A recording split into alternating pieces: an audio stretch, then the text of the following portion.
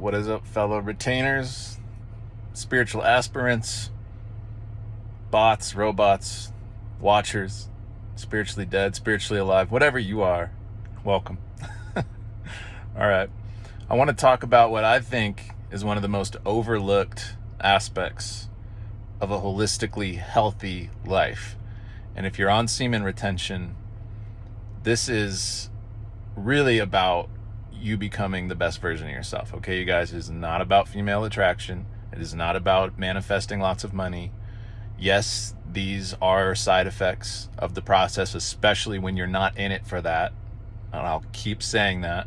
If you're in this to attract females or money, you are going to repel them, actually, because that want for that is emphasizing that you already believe you don't have enough of it and you need more of it. And so if you were to engage in retention with the intention of attracting more women and money, you're actually going to repel those things. And you are going to become more spiritually powerful because you're cultivating your spiritual life force. But like I said, your intention, deep down on a spiritual level, everything physical is being manifested from the etheric spiritual plane. So if on this deep subconscious level where we're connected to the astral, the etheric, the spiritual, whatever you want to call it, you have a belief system or a notion that you need more female attention or you need more money, that means you believe you lack those things, and so you are going to manifest that reality to reflect outwardly what is going on inwardly. All right? This is crucial, okay? So, one of the most overlooked aspects, though, of success in this journey, because if we're not careful, we could start to lose our minds a little bit. You guys that have been on this for a while, you know about the flat lines, you know about the surges of, blissful energy. You go through a period before you really start to balance and level out.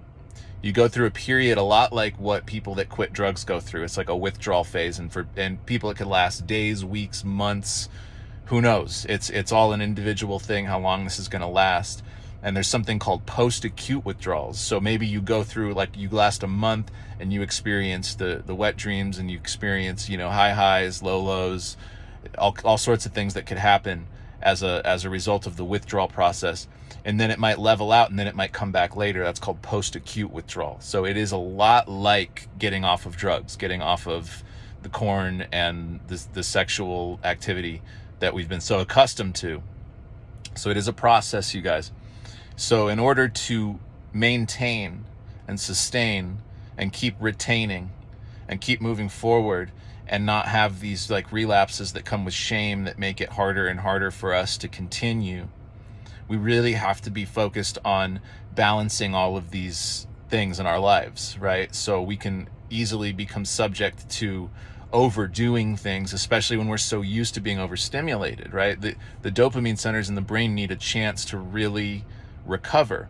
So you might find that you're now looking at your phone more often, or you're working out too much now, or you're looking for new ways to stimulate those dopamine receptors, which is fine. It's natural because we are recovering. We're in a recovery process. So it's natural to reach for other things. We just need to be conscious of everything that we're doing. That's all. As long as you're conscious of it, you're learning from it, and you're growing, and you're doing a great job. Even if you're falling short in areas, as long as you're aware of that and you can admit it to yourself, you're doing great. Even if you relapse, whatever, as long as you can be aware of it, look at what led up to that, look at the changes you can make, learn from it, and then all of a sudden this shameful experience becomes a positive experience, becomes a learning experience, all right? So finally, I'm going to get to my point here. One of the most overlooked things, I think, is cleanliness, is your environment. So the cleanliness of your environment, let's start from the inside out. So when we're practicing retention and we are abstaining from lustful thinking, right?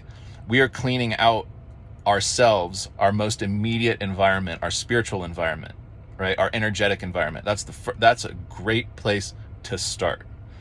But then we should also be aware of the more external environment. So think of this like a Russian doll. There's different layers to this. So on the most innermost layer is your spirit, your soul, your intention, right? And then you have your heart, you know, which is where your desires and your dreams and your goals and your aspirations and your love for other people come from, right? So we want that to be pure. We don't want that to be toxic. We don't want that to be corrupted with lust, right? Lust corrupts love, all right? So we want love that's pure, coming from our heart. So we clear the space by clearing our mind, by changing the activities that we're doing, okay?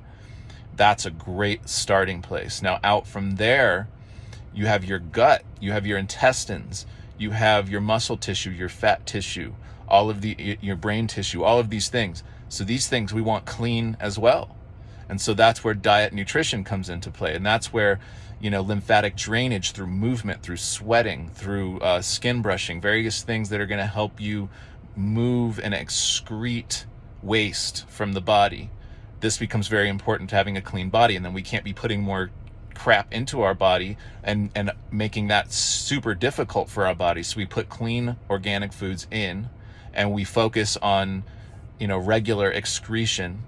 And then hygiene too, then on the outside of the body. So the sunbathing is very good for external hygiene of the skin. We want to be careful about toxins again, so we're not using synthetic, you know, chemical laden soaps. You could really just use baking soda. You know, you could get a shower filter so you're not bathing in tap water. You get one of those on Amazon for like $30. And then you could just use baking soda and a little bit of apple cider vinegar to wash your skin and hair with. No toxins at all. Right? You want to moisturize your skin, you can use something like beef tallow. There are all these natural alternatives. So that's cleanliness on the bodily level, all right?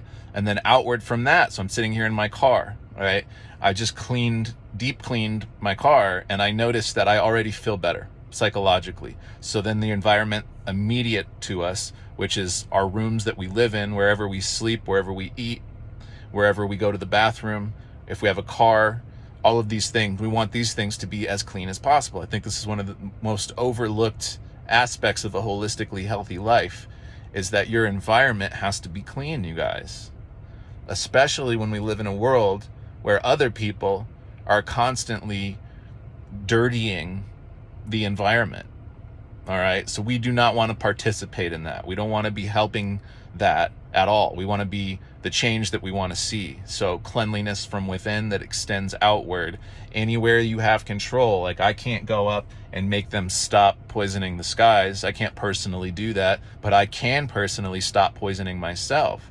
I can personally deep clean my car and my room and my immediate environment. And that really helps build self-esteem and helps me think more clearly. Everything is more clear and more concise and more pristine when it is clean. Cleanliness is close to godliness, as the saying goes.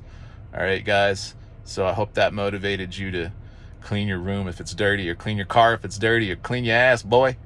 All right. So much love, you guys. Signing out.